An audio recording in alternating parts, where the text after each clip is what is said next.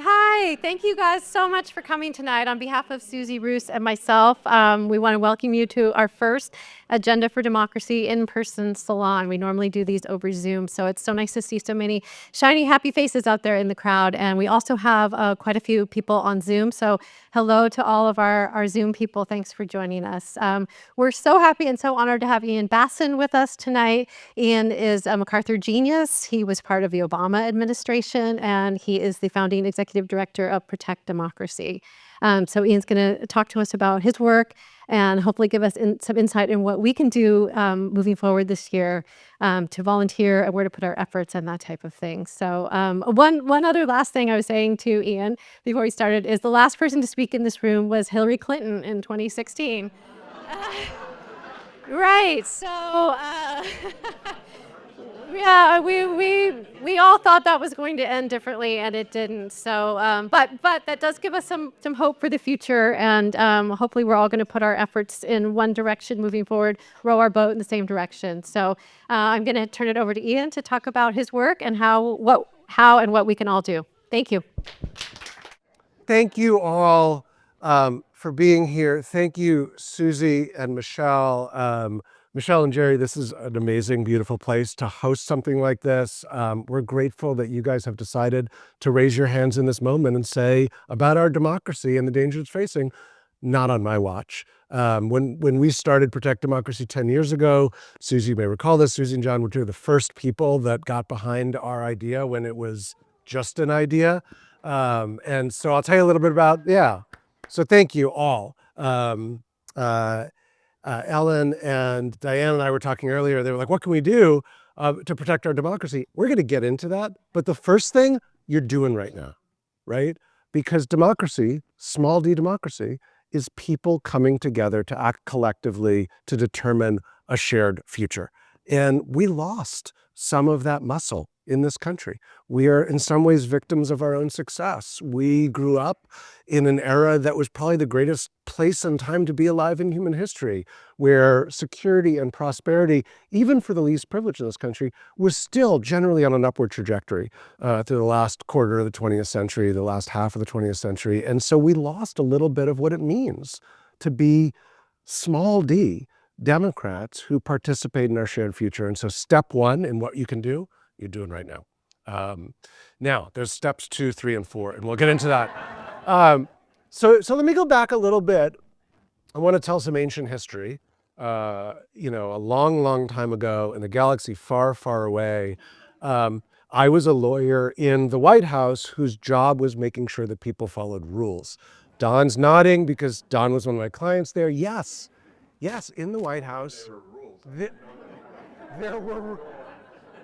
there were rules, right?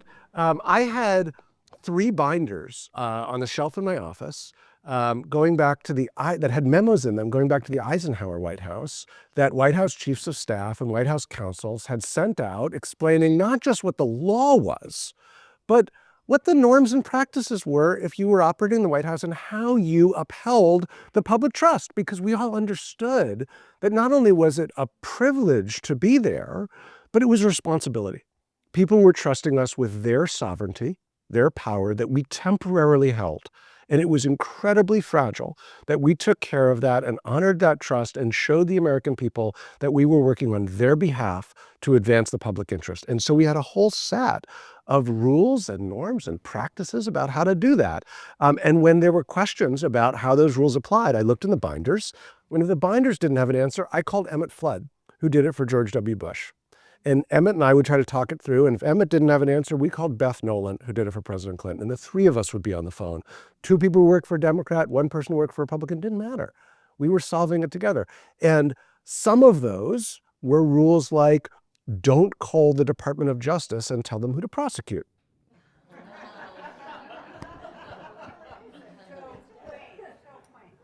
Right. I'll tell you. So actually, good question. And let's make this a discussion. So feel free to fire those questions out here. So where are those binders now? So when Donald Trump was elected in 2016, so when I left the White House at the end of 2011, so how did I get those binders? Let's go back a little further.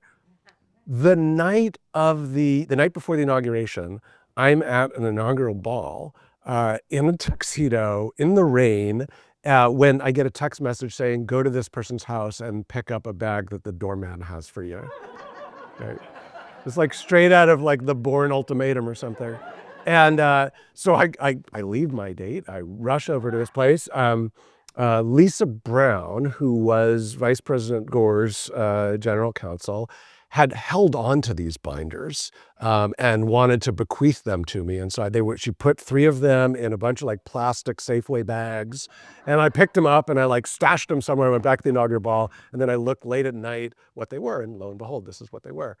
For a nerd like me, that was super cool, right? Most people would be like, what are you picking up? It's a bunch of binders with memos in it. I was like, this is the coolest thing in the world.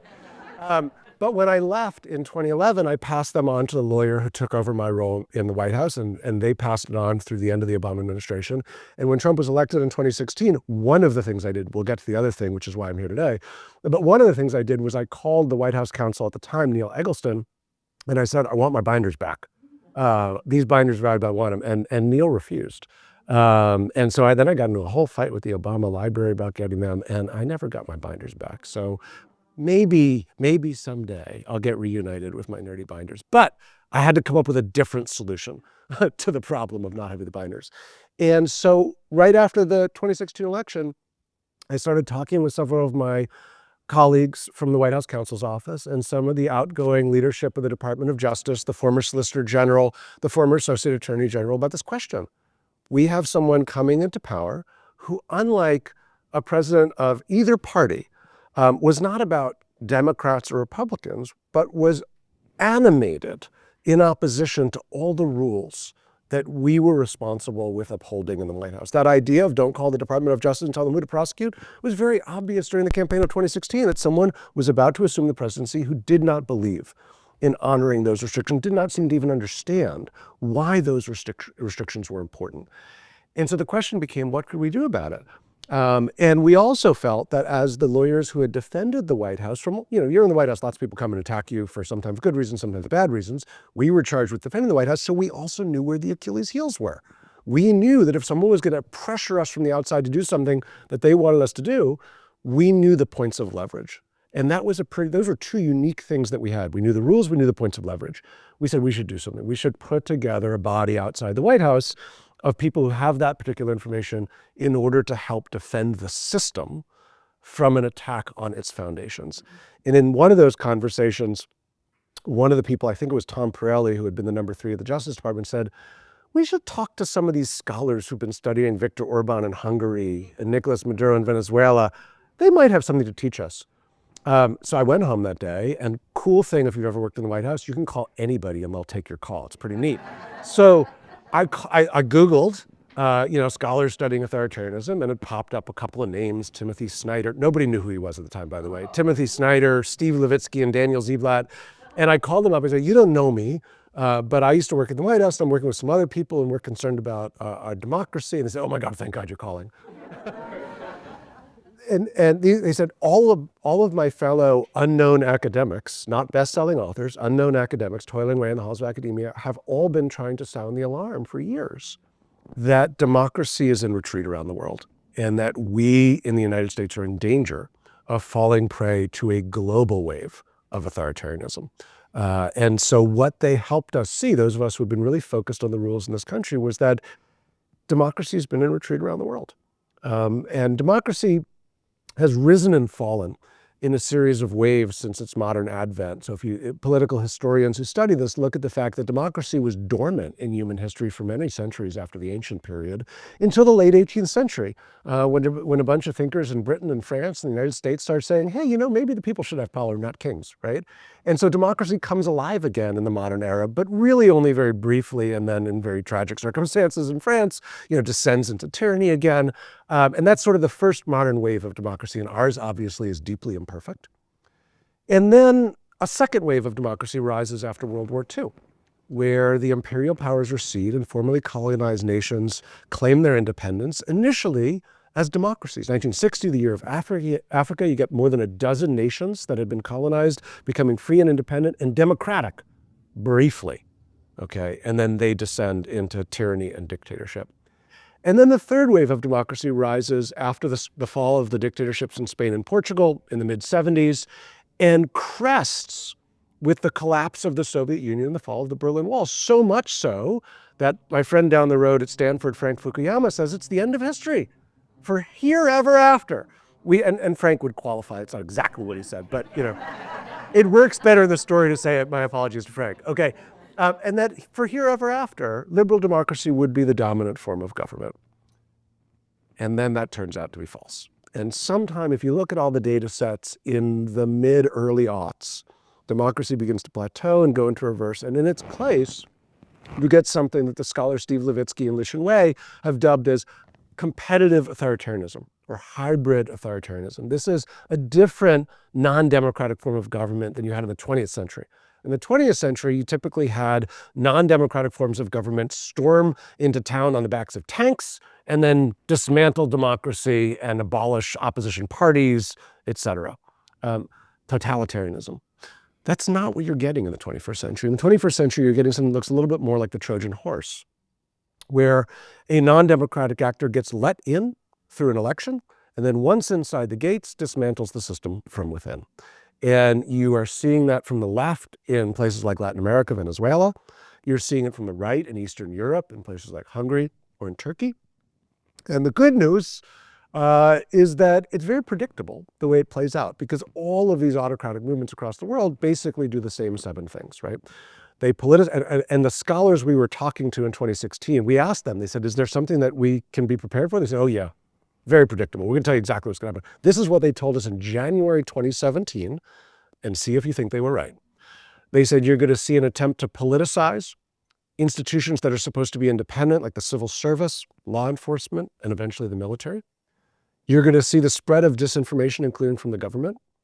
You're going to see an attempt by the executive to consolidate power in the executive's hands and undermine institutions that are supposed to serve as checks, like legislatures, courts, the enemy of the people press, the private sector, civil society, philanthropy. You're going to see the quashing of dissent, and not in the ways that we read about in school books about sort of the banning of books, although we've seen some of that as well, but more in the way that Viktor Orban did it in Hungary, which is Orban used the regulatory powers of the state to harass independent media outlets and make it very hard for them to succeed in the marketplace because they were getting audited, they were getting regulated, they were losing revenue from state funding sources unless they towed a party line and supported the party in power. And when they didn't do that and they struggled in the marketplace, all of a sudden a white knight investor would swoop in, offer to buy the property at an inflated value.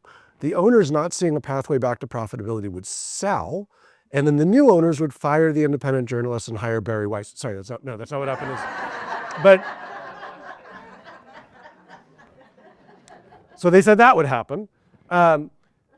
You would see the scapegoating of vulnerable populations, because that's been the tyrant's favorite tool since antiquity, right? Pit people against each other on the basis of race or religion or national origin or sexual orientation. It's just easier to pick their pockets of money and power. You would see the stoking of violence, and you would see the corrupting of elections, right? And I want to dwell for a minute on that last one, because that is what we're facing over the next 10 months, right? Purely objectively speaking, and I sit atop a 501c3 organization, a 501c4 organization. My job is not to elect particular candidates or particular parties. That's someone else's job. But purely objectively speaking, if a midterm election was held tomorrow, it would be an absolute rout of the party in power, right? The Democratic Party is outperforming 2024 election results by somewhere between 18 and 30 points, even in incredibly deep red places. The American people, in their infinite wisdom, don't want autocracy. They don't like what's happening. And if given a free and fair opportunity to render their verdict, they would choose to pivot and change course. But these autocrats around the world don't allow the public to do that. And so they try to tilt the playing field and make it so that one party, the party entrenched in power, has every advantage possible to keep themselves in power. This is what Orban has done in Hungary. It's what Maduro did in Venezuela. It's what Putin does in Russia.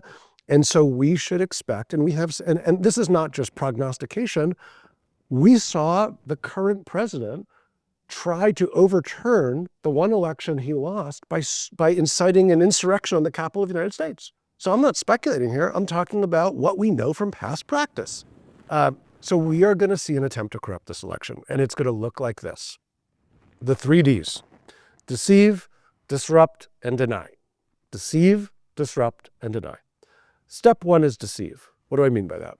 Well, on election day of 2020, the night of the election, the president at the time came out and said the election has been stolen. Stolen! They rigged the election, stopped the vote counting in Philadelphia, stolen. Snap polls taken when he said that showed that somewhere between 28 and 32% of Americans believed him. You might think, gee, that's an awful lot. I thought, not enough. Not enough, right? Because here's the thing. In our system, unlike Venezuela or Hungary, our elections are wildly decentralized. The brilliance of the founders in our federal system is there's not one election, there's 3,000 elections all over the country. So if an autocrat wants to steal the election, they can't do it by themselves. They need 3,000 accomplices. Well, guess what? Most of those accomplices are not interested in stealing elections. The only thing that would get them to do something they really don't want to do is overwhelming belief that something terrible has happened that they have to fix, and an enormous amount of political pressure to get them to do so. And 28 to 32% is just not strong enough to convince those people to do that. The president understood that.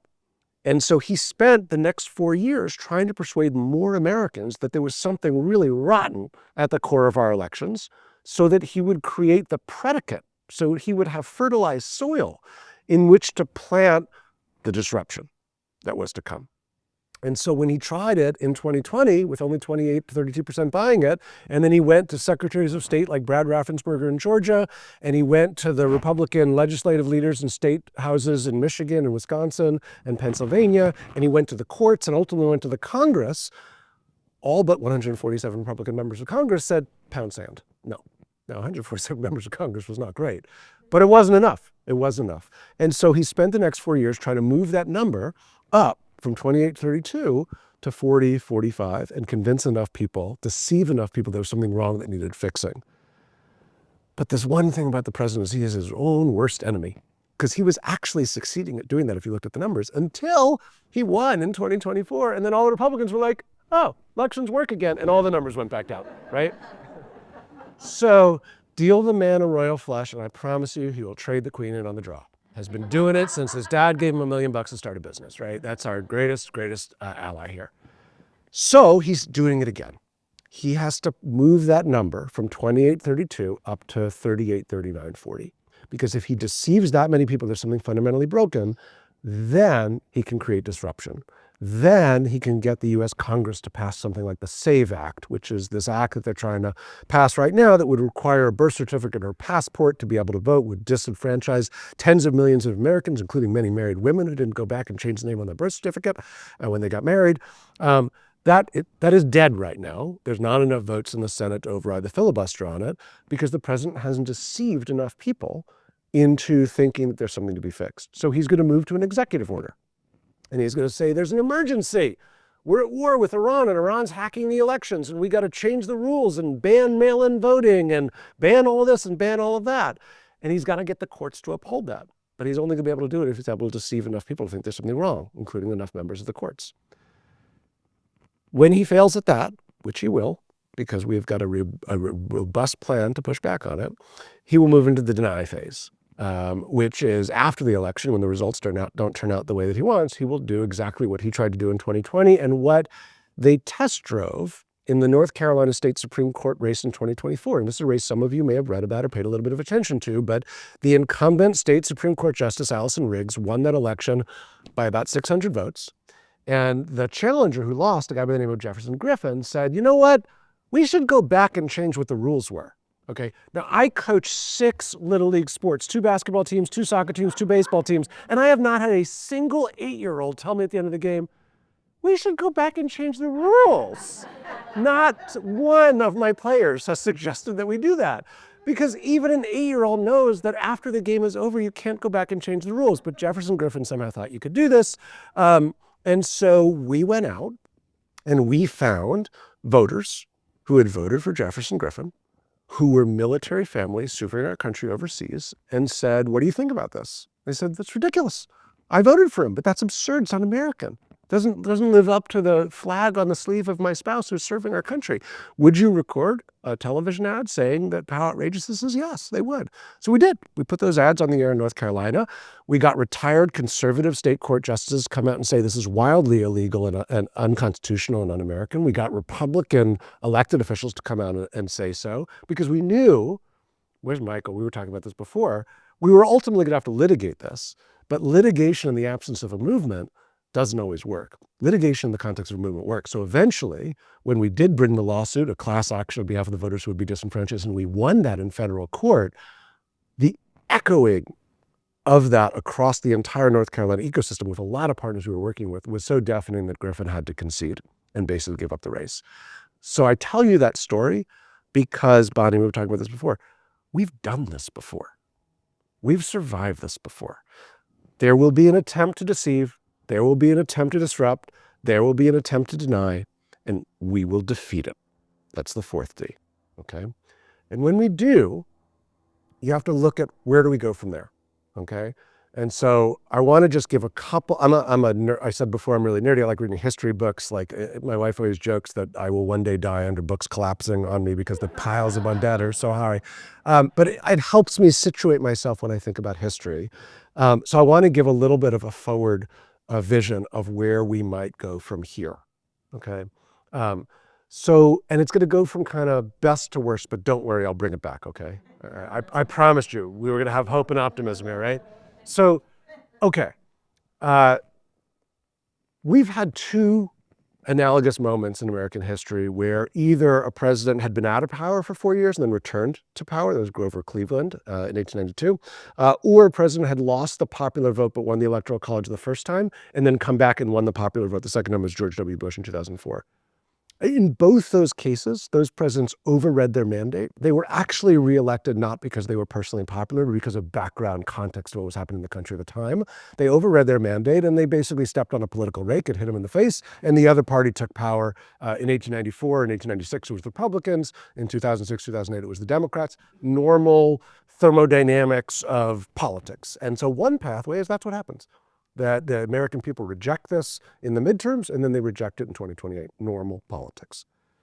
Second, less good scenario is basically what's happened in Poland and Hungary in the last decade, where you had an autocratic movement that took power and really did undermine democracy, build a temporary autocracy. In Poland, a little more temporary. In Hungary, currently pretty resilient, but they undermined the system. And in Poland and Hungary, those who still believe in the principles of democracy are fighting for their lives, right? A little worse than that is that the autocratic project is successful at sort of shaping a different form of government, both domestically and internationally, for the rest of the century. And the predicate, the precedent here is FDR and Andrew Jackson. If you go back and look at when Jackson came to power in the 19th century and FDR came to power in the 20th century, they were coming to power at periods of massive change and upheaval. Jackson comes to power as the railroad is beginning to connect the interior of the country with the coasts. People on the interior realize that this democracy they've been sold really just means a bunch of Virginia elites run everything and they have no say. They don't like that. And a strong man says, I'll go crush those elites. Those people in the Supreme Court, I'll go crush those people in the Supreme Court. And a lot of people in the interior of the country say, yes, go. You are our vengeance. And no accident when Trump comes to power, whose portrait does he put in the Oval Office? Andrew Jackson's, right, who told the Supreme Court to pound sand. FDR, I happen to be more partial to what FDR did, but also comes to power at a period of great transition and upheaval in the early 20th century, and does a whole bunch of things that are pretty autocratic. Guy runs 4 times, tries to pack the Supreme Court, issues a bunch of presidential edicts without Congress to impose price controls during the war, interns Japanese Americans, But in both cases, the vision of FDR and Jackson shaped the rest of the century, right? Jackson creates the political spoils system. He really births the idea of manifest destiny, even though it's Polk who takes it forward. The notion of expanding the footprint. When Trump talks about Greenland and Panama, he's not making, he really is committed to that. He sees that's his version of manifest destiny. I mean, the guy's a real estate developer, right? Right, and he thinks that too. In FDR, the New Deal and the international rules-based order are FDR's gifts to the 20th century. And so the next worst version is that the authoritarian version of Trump shapes the 21st century, both authoritarianism at home and geopolitical spheres of influence around the world. Hold on, I got two more. It's going to get worse, but it's going to get better. Worse than that, is that we're living through a period where Trump is, it's a pre-Civil War period where the polarization really exacerbates. And here the question is Trump James Buchanan, the incompetent leader who can't bring the country together and hands off to his successor the crisis? Where is Trump Lincoln, where he does bring the country together, but not on behalf of Union values, on behalf of Confederate values? Okay, can you handle one more? Is there a bartender? One more. And this one is that, we're living through a version of Germany in the 1930s. And no, I don't mean that Trump is America's Hitler. That's what J.D. Vance said. What I mean is that Germany was the dominant global power in the 19th century. And after losing World War I and watching a bunch of powers start to rise around it, they fall into the Thucydides trap. And Germany elects somebody who says, make Germany great again. We will maintain our preeminence from the last century, and launches Germany into a conflict that they lose to the power that supplants them in the next century, that's us.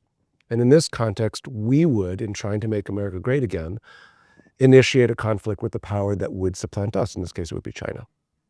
Right? Okay, we got all the way down. But here's the last one. So sorry for the PTSD, but like the New York Times needle is like, which of those are we going to? Which of those are we going to? So the good news is we've been progressively pushing towards the better one, right? We are actually, the antibodies in our system are working. We are starting to see people come out by the millions to demand a different direction. They're doing that on the streets. They're doing that at polls. We are seeing the courts stand up. This week, we saw Microsoft stand up to the administration. That's given me all the vote. Right? You are seeing places that were not standing up before starting to realize that the emperor has no clothes. And that means we could be trending not just towards the Cleveland Bush moments of just normal political dynamics, but it could mean that we're trending towards something even better than that, which is this. We've never had a perfect democracy in this country, right? We've always had words on paper that were aspirational that we've never been able to live up to.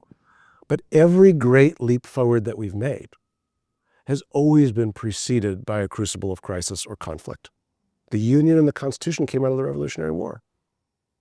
Our Reconstruction and the 13th and 14th and 15th Amendments came out of the Civil War. The New Deal, the Civil Rights Movement, they were birthed by the Great Depression and two world wars. It takes going through a crisis to get to something better on the other side. And so here's actually where I think we're going. I think we're going to a fourth founding. Each one of those moments, historians refer to as the first three American foundings, the original founding, Reconstruction, and the post-World War II moment. We're heading to a fourth founding. This is our crisis. This is our generational responsibility and our generational opportunity, that if we can deliver the country through this, using all the tools that the founders gave us in the Constitution, we will create the opportunity to deliver a democracy that is more resilient, that is more inclusive, that is more equitable, and that finally does live up to our aspirations. And I will tell you, I didn't think that a year ago. In March and April of 2025, I was watching people get whisked off the street and taken away to a gulag in El Salvador, and planes leaving, ignoring court orders. And there's plenty of stuff like that is still happening in this country. But a colleague of mine, who was the Solicitor General for Pam Bondi in Florida, a guy by the name of Ahmed Agarwal, we have people on my staff who work for Elizabeth Warren, people on my staff who work for Ted Cruz. If you want to come to a fun Thanksgiving dinner, come to ours. If we can't do it in a democracy organization, the country can't do it. And Ahmed, who argued before the Supreme Court earlier this year in our case representing the fired FTC commissioners, had just finished Andrew Roberts' book on Churchill, and he gave it to me when I was really feeling like things were dire. And I read it last summer, and boy, we thought things were dire here. Do you know what it looked like in Europe in the spring of 1940? The Germans had just marched into France, completely collapsed. Churchill's saying we got to start building airplanes and arming, and nobody listens to him. He was a pariah in his own party. The Tories think he's a crank. They isolate him over on the side, but he says one thing over and over again, other than we need to get ready. He says, we're going to win. And there was absolutely no objective reason to believe that. But he just kept saying it. And the more he said it, the more people just started to believe it and join with him. And so I tried an experiment. And last summer, I just started to say everywhere I went, we're going to win. You know what? People started to believe it. And now I'm not claiming to have some butterfly flapping wings power and controlling other things happening in the world. But you know what? We started to win. And we've been winning ever since. So I want you to do this one important thing wherever you go after this. Every time you can, I promise you're going to love the reaction you get. Insist. We are going to win. Because we are. We have the morals on our side. We have the facts on our side. We have the law on our side. We have the future on our side. We are right. The things we believe in are things that most human beings naturally crave. Freedom, decency, care for one's neighbor, honesty. They are the normal human condition that people want. And that is the most powerful tool that we can have, and we have it. And so we are going to win. I am happy to answer questions, talk about other things that we can do, but promise me right now, you will leave tonight, and everywhere you go, when people talk about what's happening with our democracy, you remember that. We will win. We'll win. We will win. Ellen. I don't even know if this is on. I just want to know, where is our FDR? Where is our Churchill? So here's the good news about that. When I think about all the things that we need to put together to survive this moment, the one thing I'm not worried about is the leader. Not because it's not crucially important. It's essential. But because we have 350 million people in this country, if we build the right vessel, that leader will rise. Okay? So we have to do, in the work that I do, we have to do the work to mount the narrative and messaging campaign that defeats the Deceive narrative, which we're building both to talk, we were talking before about talking to people we don't agree with. We're working with a great organization called Voting Rights Lab to look at who are the people between that 32% and 40%. Who do they trust? What messages resonate with them? And how do we deliver to them the facts they need to be impervious to the lies they're going to be told, right? That's going to be a multi-million-dollar effort to deliver the truth to people who are going to be bombarded with lies so they're inoculated against it. We got to do that on the Deceive front. We're going to be out there litigating on the Disrupt front. We're going to be out there litigating. My friend and colleague who does wonderful work, Mark Elias, is going to be out there litigating. My wife works at the ACLU, so our house has a lot of competition between the attic and the office. They're going to be out there litigating. We are going to be out there doing a lot of high-level organizing to bolster. When I talked about the people who might fall prey to the denial, right, the accomplices. So I'll tell you a story about what we did in 2020. So I said the president was going out there, going to Brad Raffensperger and Jake Corman, who was the president of the Republican Senate caucus in Pennsylvania, or Robin Vos in Wisconsin, saying, you got to stop the vote counting in Philadelphia, right? So Corman, he was the Republicans controlled both houses of the state legislatures in Pennsylvania, Michigan, and Wisconsin in 2020. And we knew that the president was going to lean on those people to try to shut down the mail ballot counting in the big cities in Philadelphia, Milwaukee, and Detroit.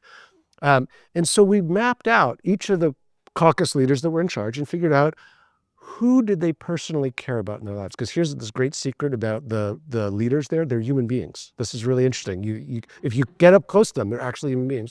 And they care about what the people most important in their lives think about them. More, frankly, than they care what the president thinks about them. And so we figured out for Corman, who was the president of the Senate, and we did this for each of them, who are the people he cares about. It turns out Corman idolized former Republican Senator Rick Santorum. I didn't really love Rick Santorum, but Corman did.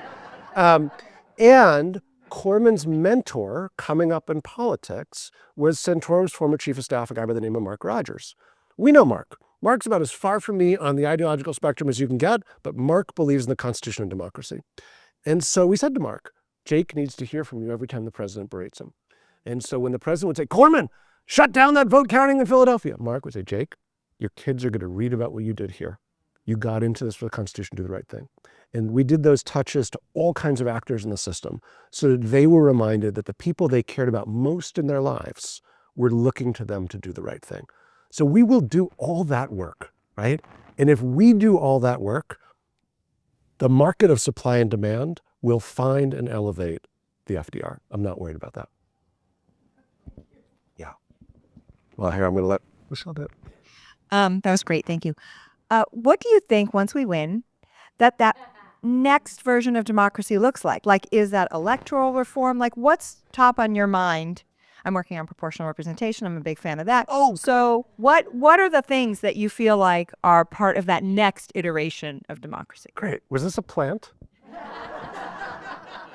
So let's talk. So I think if we're going to lift up the table to torture a metaphor of the next version of democracy, I think there's 4 legs to it. One is electoral structures reform, right?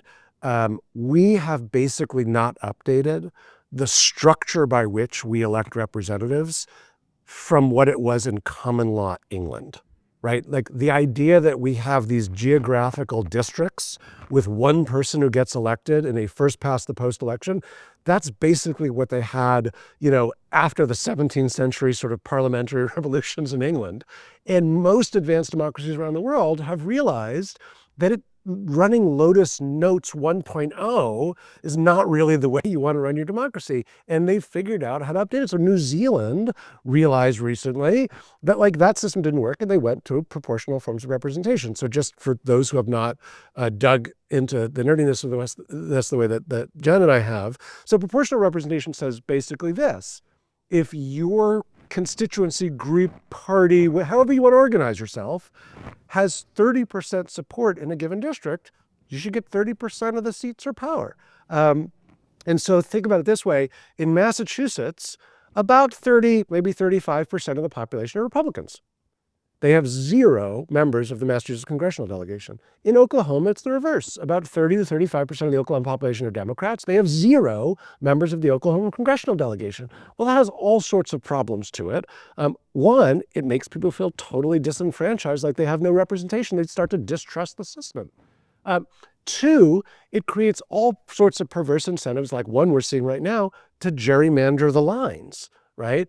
And we're now seeing a race to the bottom where both parties are gerrymandering the lines, and it's getting a little bit absurd. Well, good news. We've tried to deal with this. Mostly on the left, the Democratic Party has tried to do things like we did in California, passing independent redistricting commissions.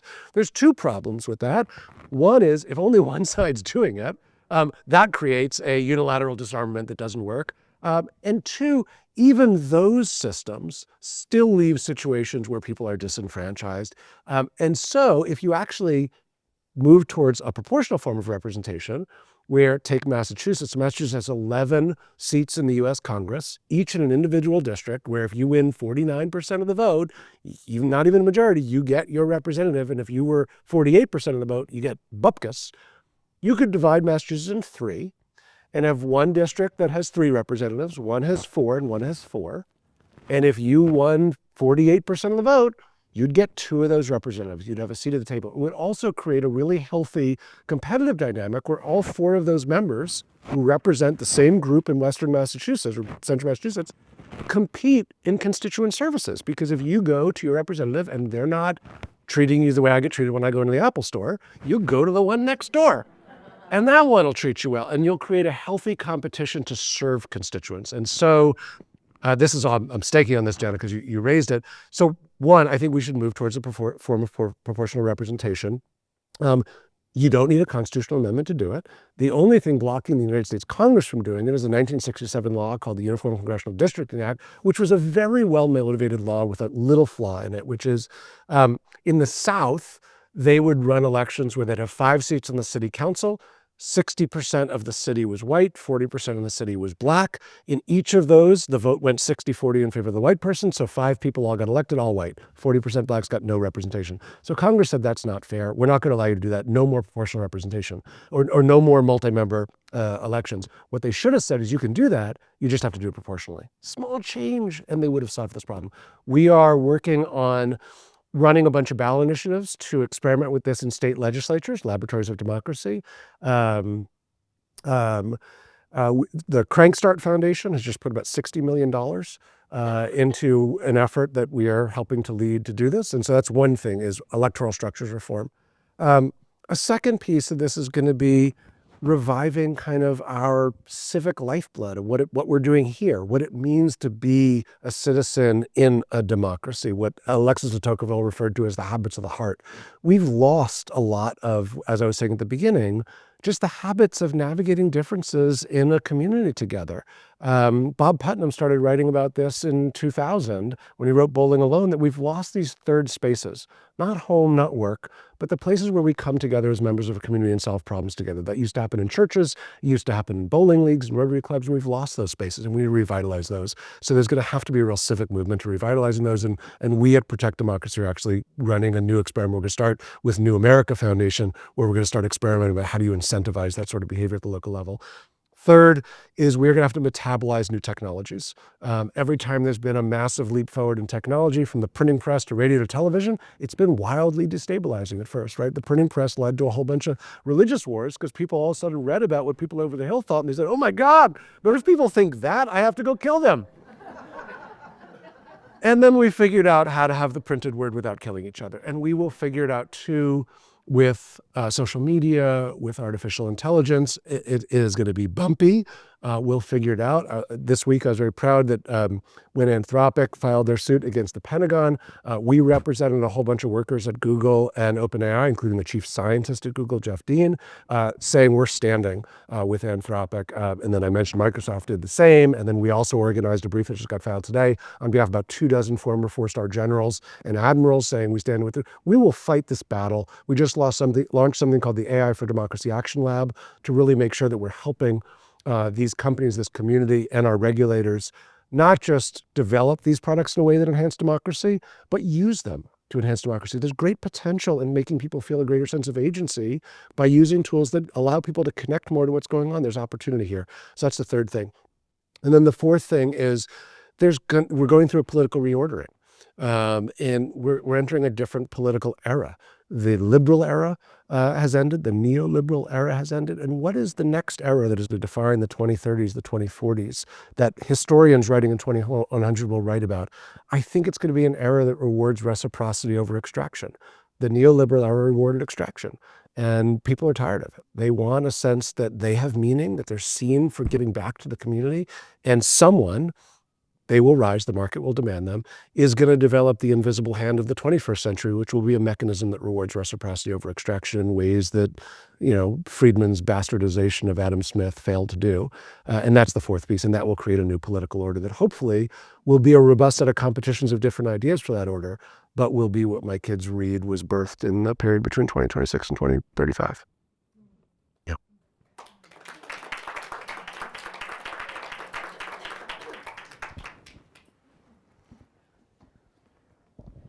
Hi, thank you so much. I wanted to address some of the stuff you said about kind of going back and the establishment having more fight than you may have thought a year ago. And you started with this concept of you never would have thought that White House would call the Justice Department and say, go prosecute. And I never would have thought that the Supreme Court Chief Justice would have said that was okay. Yeah. And he did, right, in the immunity decision. And so I'm curious, today we have John Cornyn coming out saying, like, get rid of the filibuster for the SAVE Act. And so I'm curious how much more antibodies, the people that we think of the establishment, like John Roberts' project for 50 years has been get rid of the Voting Rights Act. Yeah. And he's going to win, probably. And so I wonder if we're giving some of this establishment way too much credit for what they've actually done over the last 50 years. And I'm just curious if you could address that a little bit. Yeah. I think the story of the last couple of years has been the failure of the establishment, the failure of the institutions, the failure of elites, and it has been the American people, the first three words of the Constitution, that have been the ultimate backstop. And in hindsight, that should have been obvious. And, because when you look at how the authoritarian playbook that I described plays out around the world, it's not just that they do all 7 of those things. They don't do them all independently. They form this really vicious cycle where they do those 7 things for the purpose of retaliating against, intimidating anything that could be seen as in the way of total power.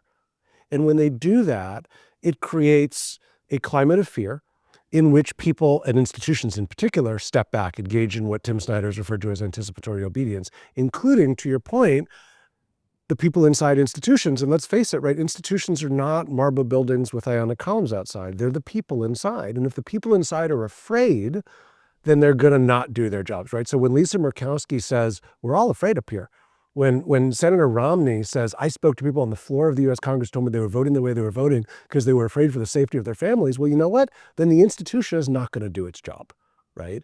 I think that we could talk about the immunity decision. The decision I also find particularly interesting from the Supreme Court was the decision to reject the application of Section 3 of the 14th Amendment, which said that if you've engaged in insurrection, you're no longer eligible to run for office. The Supreme Court rejected that 9-0.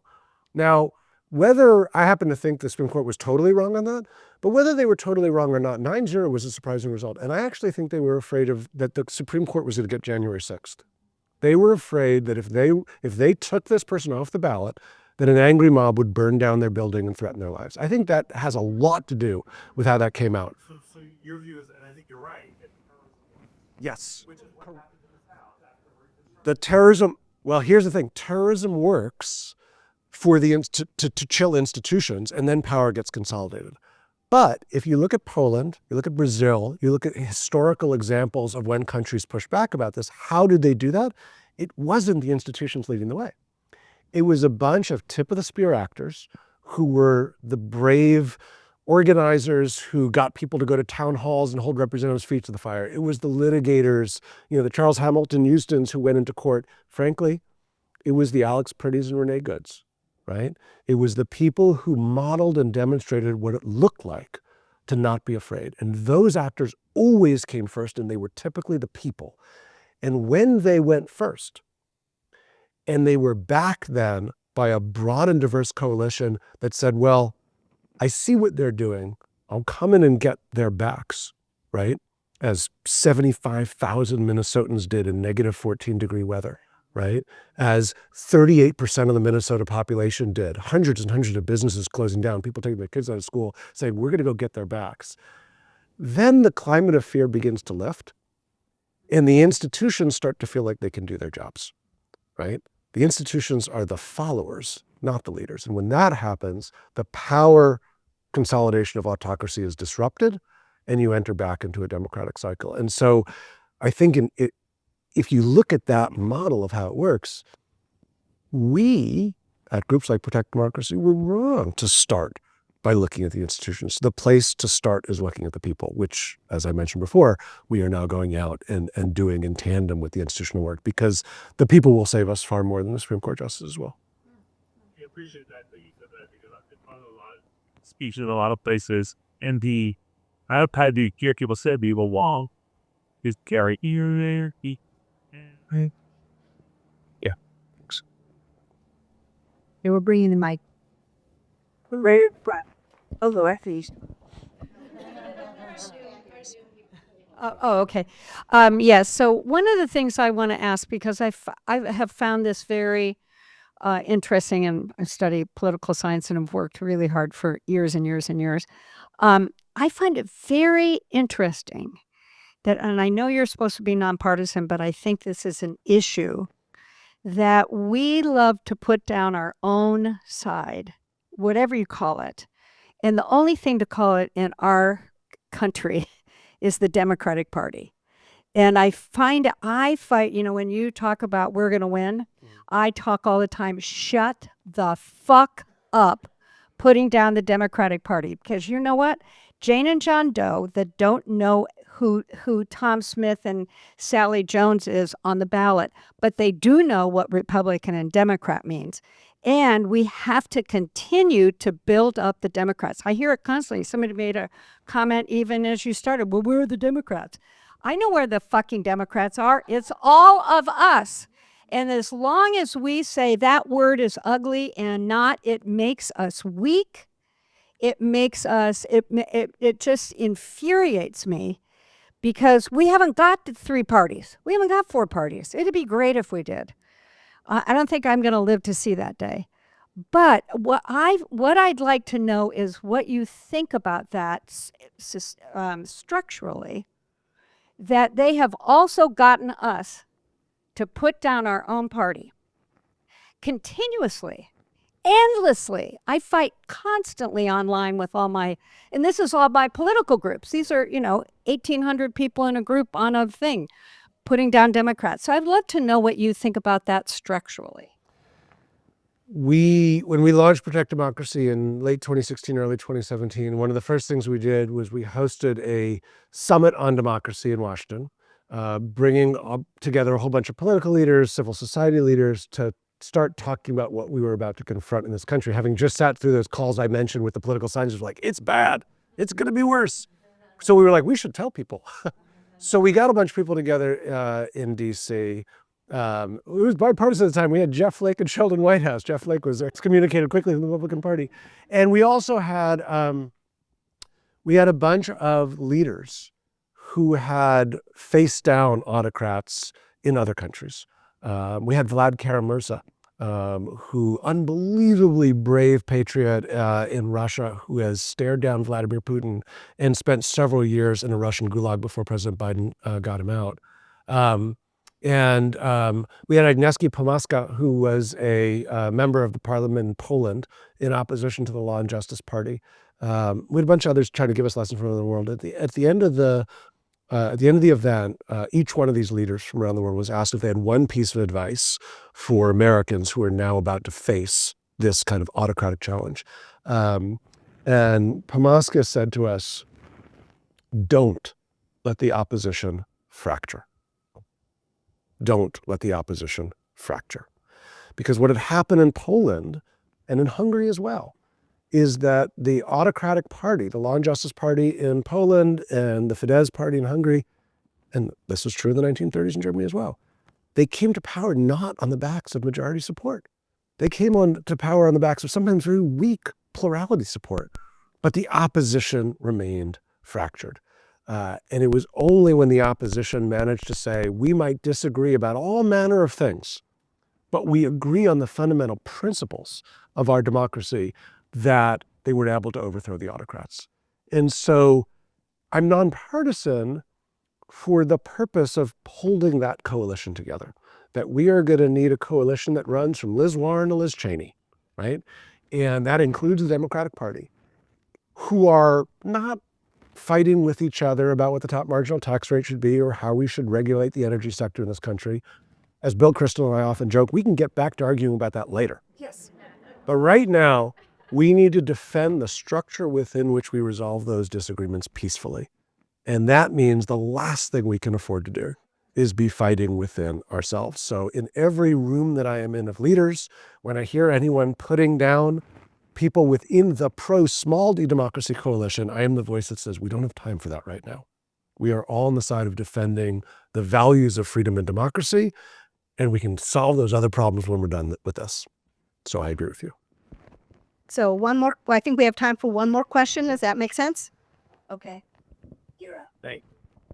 Thank you, Ian. My question is building on that last interchange, which is the other big elephant in the room is apathy. And I'm not from this community, but I go to meetings like this maybe once or twice a month, and it's the same 30 people all the time. And we always have this discussion. Where are our friends who are spending too much time playing pickleball or sending some stupid meme from social media instead of showing up to something like this? So my question is, it sounds like you're optimistic about certain institutions like your own and others. I'm just worried about how do we get this kind of a group to be 3 times its size, where people show up to something once a month, akin to, you're bowling alone. But there's a lot of people who are angry and they know what to do, but they're just not doing it. So I know it's a tactical question, but would love to hear your thoughts.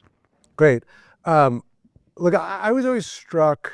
I mean, I mentioned earlier that I think we've been victims of our own success in this country, that we were lulled into taking for granted the system that we had.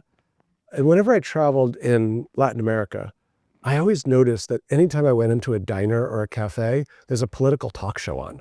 Every cab I got into is listening to politics. Everybody was talking about politics all the time. And as someone who loved politics, I thought that was great about Latin America. But it occurred to me why that was the case, which was because the outcome of each election, if they were having them, had a profound impact on the quality of everyone's life. They were living at the margins of democracy if they had it, and they'd known dictatorship all too recently. And so everybody was trained to pay enormous attention to what was being said on the political talk shows in a way that when you go through this country, you don't see so much. But that's starting to change too. And I think that's a good thing. That, you say the same 30 people here. Well, you know what? 10 years ago, those 30 people weren't in that room. And you look at what Indivisible has been doing, and the last No Kings March they had somewhere upwards of 10 million people. The first two before that, Alex, you probably know the numbers, were probably about 3 or 7. The next one is coming up on the 28th. They're going to expect, 40, 50, 60% increase on that. So the numbers are growing as people are realizing that democracy is not something we can take for granted anymore. And you all, I said you took step 1 by coming here. So there's steps 2, 3, and 4, right? Which is you guys are the leaders in this, right? You are the leaders. And so you're the ones who have to make it. What's the old saying? Never talk about politics or religion at dinner. Fuck that. Talk about politics at dinner all the time. We can't afford not to. So be the person at the dinner who raises it. Be the person who emails your coworkers and says, let's meet and talk about what's going on and what we can do about it. Be the person who gets people out on your block and says, we need to have a conversation about what's happening here. This is where it starts, right? The American Anti-Slavery Society was a group of people who signed a petition that initially had a couple of thousand names on it. And they took down eventually the institution of slavery, and it started in a small room like this one, right? We have the power to do that. So you're talking about it in every space that you're going into. You're the person at the dinner who brings it up. You're encouraging people, power the polls, powerthepolls.org, recruiting people to go work at polling sites. This community is incredibly influential in the business community that's running this country. Make it hard for people to do the wrong thing when it comes to their companies. I'll tell you that a lot of the things we're seeing from the companies down here that are doing the right thing is because the people inside the staffs are demanding it, right? That's where the power is. Some of you probably have relationships with people who are in the C-suites and perhaps on the boards of those companies. Don't be shy about telling them what they need to do.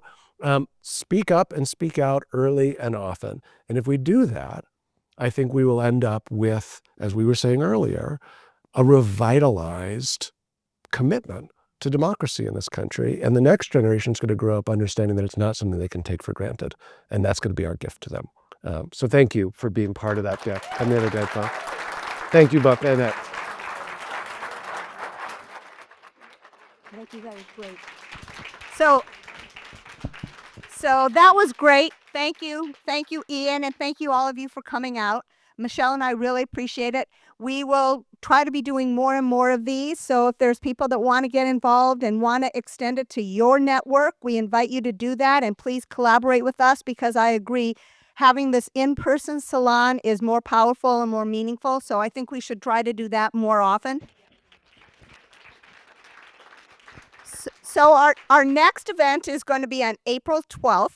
It's going to be in Hillsborough again. We're going to be having a speaker from Higher Ground Labs, which is a venture fund that is funding political tech companies. So they are the bridge between tech and politics.